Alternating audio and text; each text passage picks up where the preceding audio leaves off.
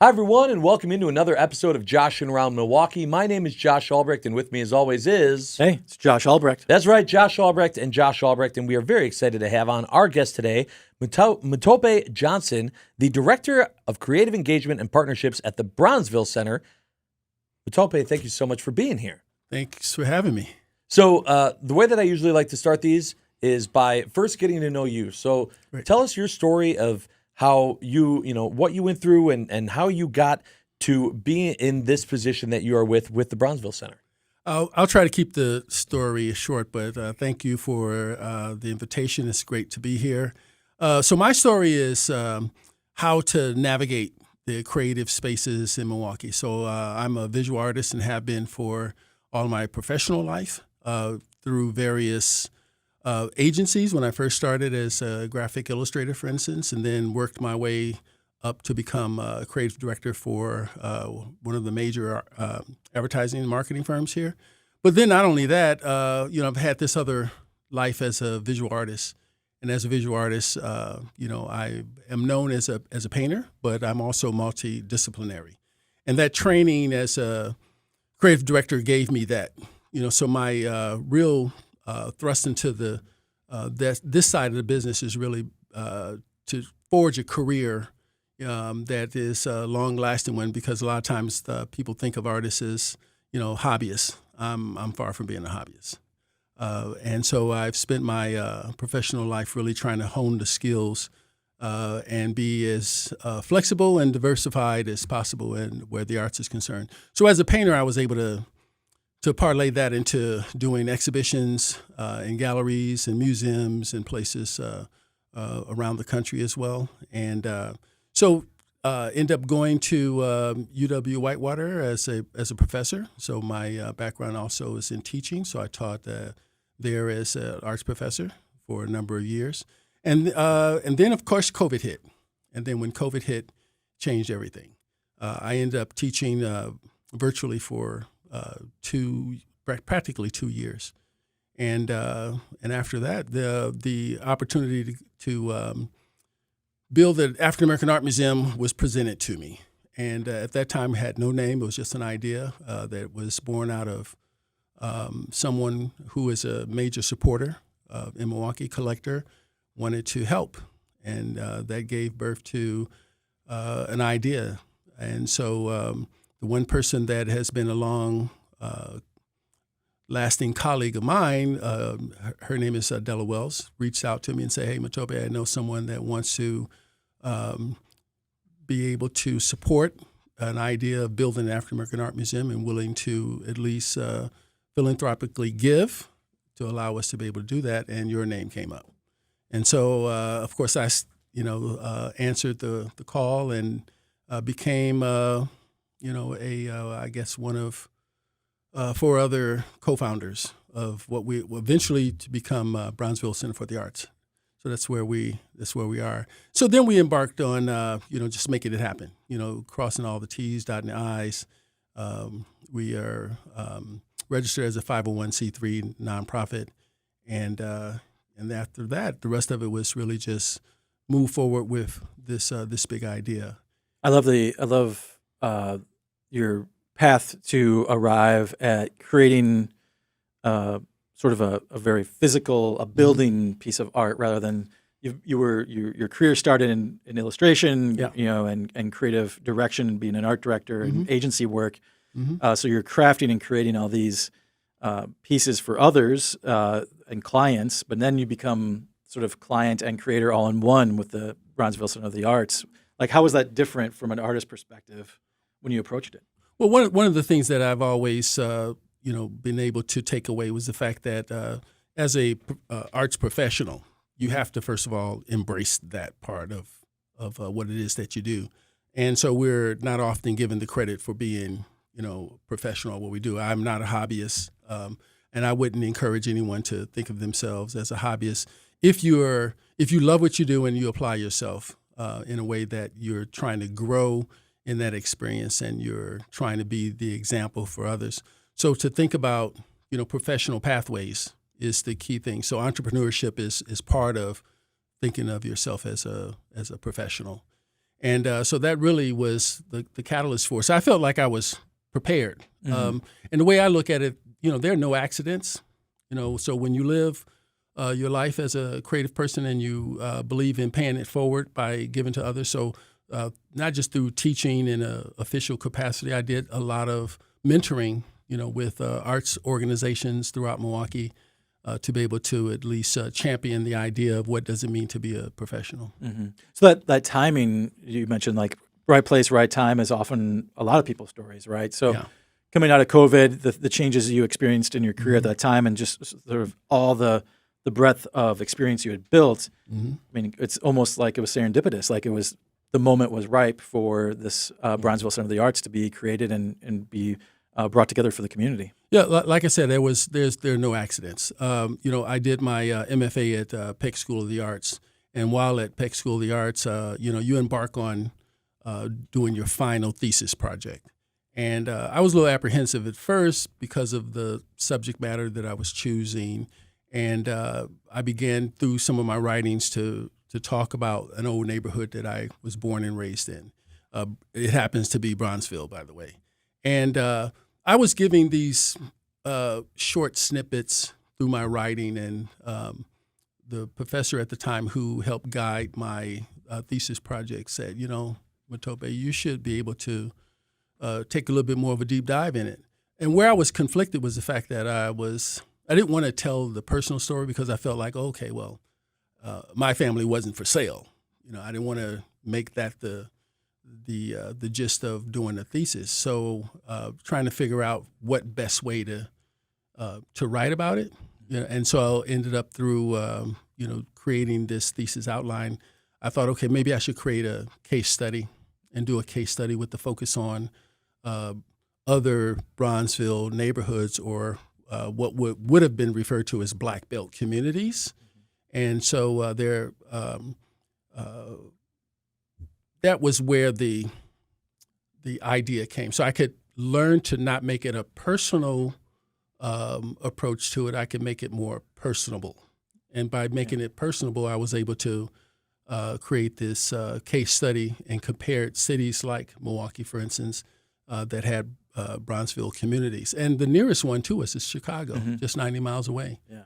And so through that research that I was able to do, I realized that many of the folks during the Great Migration, we're talking, 30s, 40s, all the way through the 60s, even landed here in Milwaukee. So it was a perfect way to document it in writing. And so that helps. So when you understand the depth of where one comes from first, then you could think about, what your future is like. I would have never known that I would be doing this work that I'm doing now then. And I just happened to be, as you mentioned, in the right place at the right time with the right persons thinking about me and feeling as though that I have something to contribute. And many artists and creative people do. We're not always given the credit for it, nor are we always given an opportunity. Well, and that's one of the amazing things about what the Bronzeville Center for the Arts does. And we're going to talk about more of the vision and your guys' mission there at the Bronzeville Center for the Arts and Bronzeville Week on top of that when we come back on Joshing Around Milwaukee. Stay tuned. Welcome back, everyone, to Joshing Around Milwaukee. Josh Albrecht here. Josh Albrecht there. Our guest today, Mutòpe Johnson, the Director of Creative Engagement and Partnerships at the Bronzeville Center for the Arts. And we're having a great time. Mutòpe, thank you again so much for being here. Talk to us a little bit about the vision and the reason behind having the Bronzeville Center for the Arts and why it's so important for the city. Well, one of the things that really make this a project that is dear to my heart is the fact that all along we wanted to make BCA this vibrant artistic hub here in the Midwest, and Milwaukee specifically, with this central focus on the visual arts and the visual arts consciousness so that others will know that we're committed to do what we're doing. Not only that, the thought behind having a place where people could gather and take in the type of creative offerings that we have can also help inform the next generation of artists. And that's part of the the vision.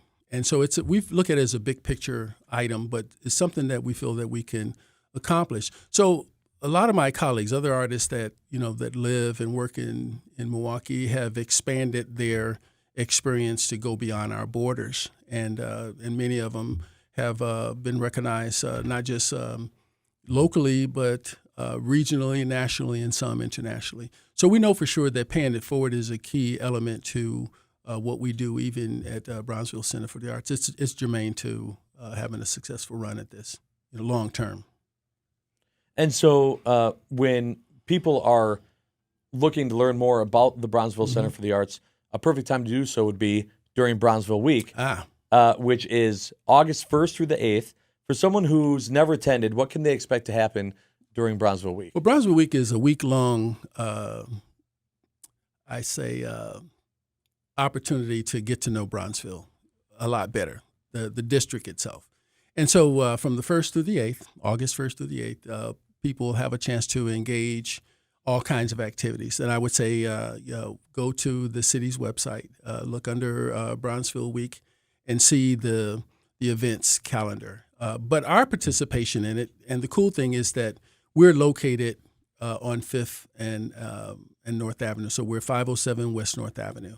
I would say you could also go to our website, and we'll make sure that information gets posted. We're in the process now of planning out the activities, and they could look for music, fun, engagement with people, vendors. We'll line the streets from 6th and North Avenue all the way to King Drive. There'll be entertainment. There's information that will follow, that they could also engage with other what we consider campus partners or neighborhood partners. People at, for instance, the Thrive On, which is located on King Drive and North Avenue, the American Black Holocaust Museum, and many others. And then not to leave out the restaurants and also people that make up the business improvement district of the Bronzeville district.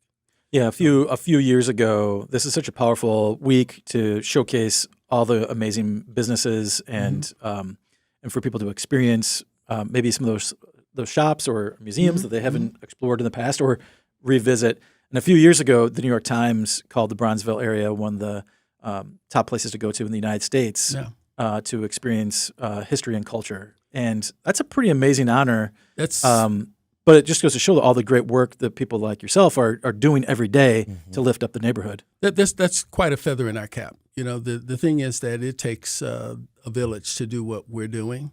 And considering the fact that all the community partners or the district partners, and I have to give Alderwoman Cox credit for being able to be so diligent and forthright in making sure that it happened. Where once before, of course, if you know the history of Milwaukee's Bronzeville, it was a place of displacement because of the freeway and other things that, sort of sent a lot of that talent and a lot of the things that we know that were known to Bronzeville just in scattering, so to speak. So now it is to think of a 21st century Bronzeville and make it a better place to rebuild, to redesign, to rethink, and reclaim some of the very things that that we were once known for, but currently are known for. And to have that kind of recognition from a major, news service is amazing. And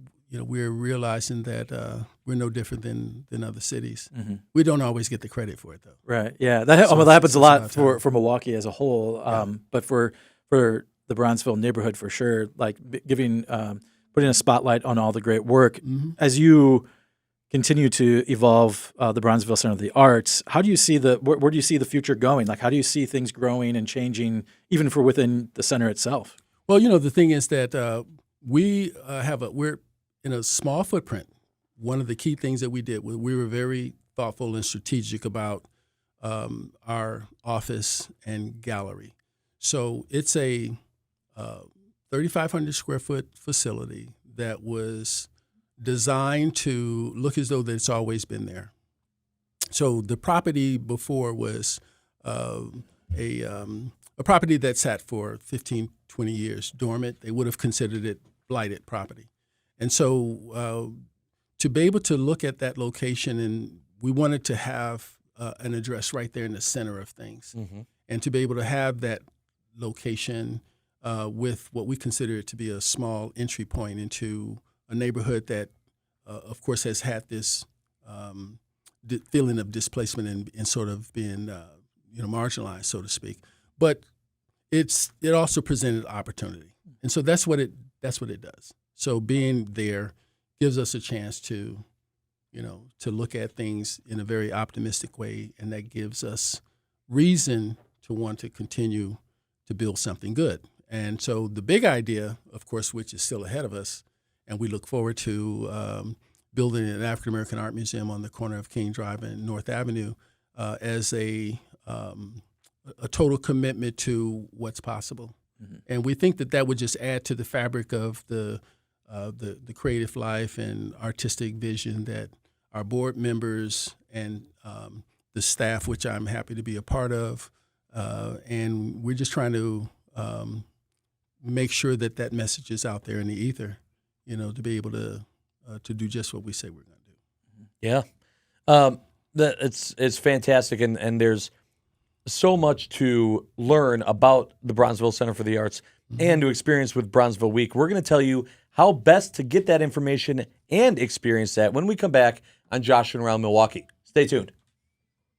Welcome back, everyone, to Joshing Around Milwaukee. Josh Albrecht, and Mutòpe Johnson, the Director of Creative Engagement and Partnerships at the Bronzeville Center for the Arts. Mutòpe, thank you so much for being here. Thank you. Let's quickly tell people, whether it be for the Bronzeville Center for the Arts or information on Bronzeville Week itself, where should people go to get more information? I'd say to go directly to the City of Milwaukee's Bronzeville Week website. And I know that they're busy compiling the week's calendar.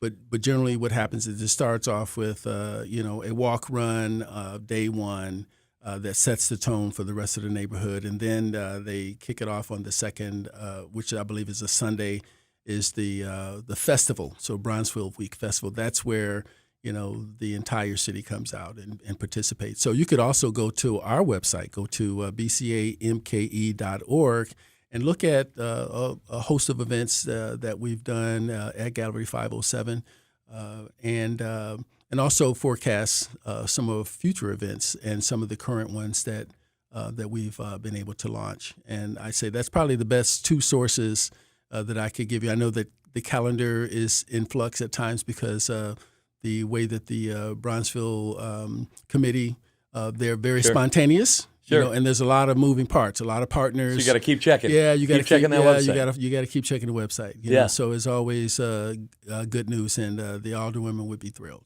And then the last thing, just whether it be Bronzeville Week specifically or just looking into the Bronzeville Center for the Arts, what is one thing that you hope that anyone that can visit really takes away from the experience? From Bronzeville Week or from both? Because we actually will be front and center at Bronzeville Week. We'll have a booth up. They'll be able to visit us at the at the foot of our driveway. We'll have a booth there where we'll have information. Our doors will be open so they can actually come in and visit Gallery 507. Our staff will be there to welcome people, and we've been an active participant since our active inception. So keep in mind, we're only going towards 6 years old. Sure. But we've been active for a good 3 years where we've engaged the community with various activities. So I'd say that's one way of getting to know us is to just, through Bronzeville Week and just being in the neighborhood, we get a chance to introduce ourselves directly. Yeah. Well, it's fantastic, and I know that it's going to be a success, and hopefully there are more people that realize just how important the Bronzeville Center for the Arts can be in creating that inspiration that and the appreciation necessary for everything that you talked about today. So thank you for joining us, and we appreciate it very much. I appreciate you too. Thanks for having us. All right.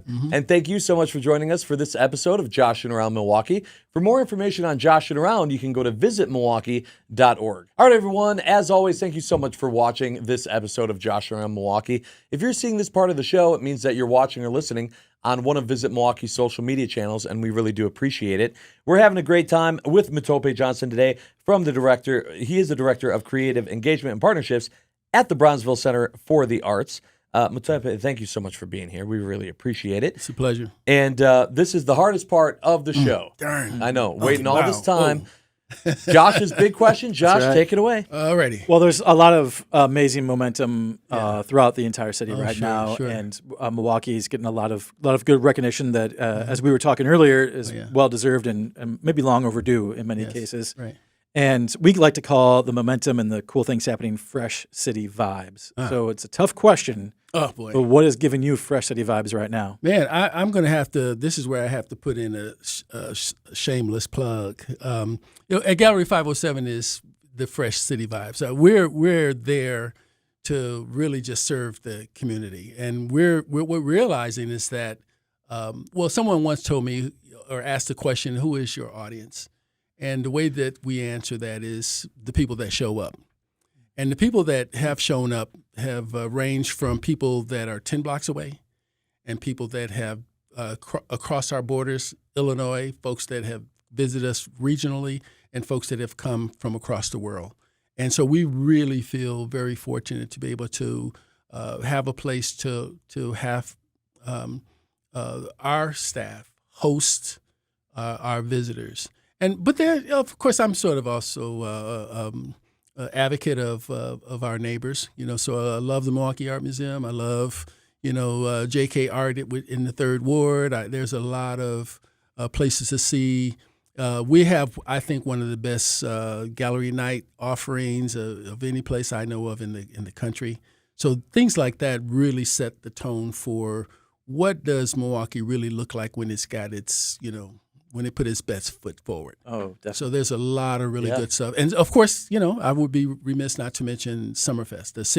We're the city of festivals. City of festivals. We're known So, as it. Yeah. I mean, Milwaukee comes alive, when it gets warm. And today is no different. What is it? right. The heat index now is like what? Oh, 90 I tell everyone it's 70 and sunny every day, all year long. But this is the time. This is the time that Milwaukee get a chance to really put on, its best behavior, and we don't take second fiddle to anybody. Yeah, for sure. Yeah. I wanted to ask you, as an artist and as a creative director, so there's a lot of public art in our city, throughout the city. Yeah. Murals, statues, you name it. Absolutely. Do you have a couple of secret public art pieces that you really admire and enjoy in the city? Well, right now there's a couple things that I think they're on the horizon. So one of the cool things is I would say go down to Val Phillips Plaza, and there's a lot of things that'll be unfolding. And so you'll see how that place, which is located right off of Wisconsin Avenue across from the Hilton, and you'll see that there's a Thomas Price statue that stands there, which is a male figure. But then we're soon to have another installation that's going to pay homage to Val Phillips as well. So I look for that.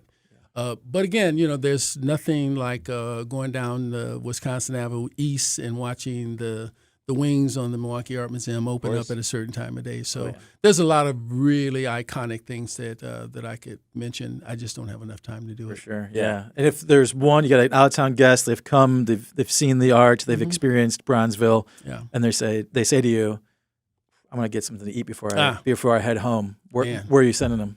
Man, that's a tough one. If I mention one, I don't want those restaurateurs That's true. mad at me. That's because right. there's a lot of food to take into Milwaukee, and it's just a matter of what taste you want to have. The answer is you say you can't miss. Yeah, you can't can't spin them around. Man, There's good. I don't want to get myself in trouble. Yeah, right? that's right. Yeah, that's a smart man. That's a good answer. Yeah, That's a good answer right There's there. too many. Yeah. Well, thank you again so much for joining us, and again, best of luck with everything.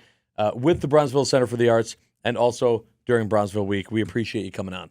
Yeah, thank you both for having me. We appreciate it so immensely.